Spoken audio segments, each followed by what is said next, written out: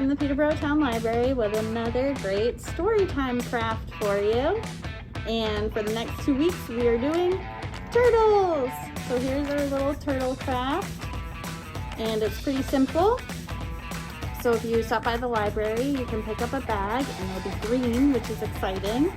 And inside you'll have everything you need to make a turtle except for glue. So make sure you have some glue handy. But you'll have a little egg carton cup that we've painted green. You'll have some turtle legs, like these, and a pom-pom for a head, which will be some shade of green.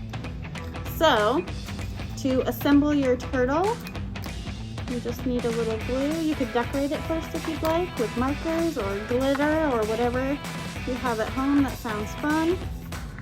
And then all you have to do is flip your shell upside down and put glue in all the spots where you'd like your turtle legs to go. I don't know if you can see, lots of glue is good.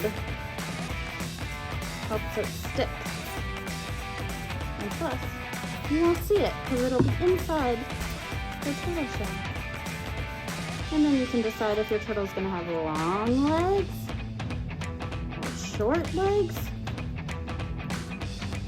So just stick them into all that glue.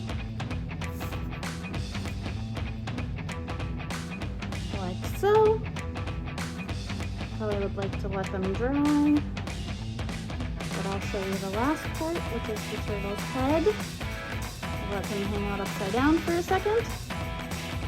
And put some glue on the front here in between his front legs.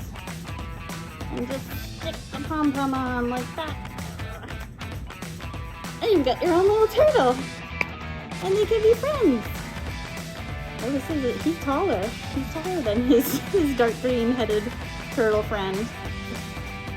So, we hope you enjoyed learning how to make our little turtle craft.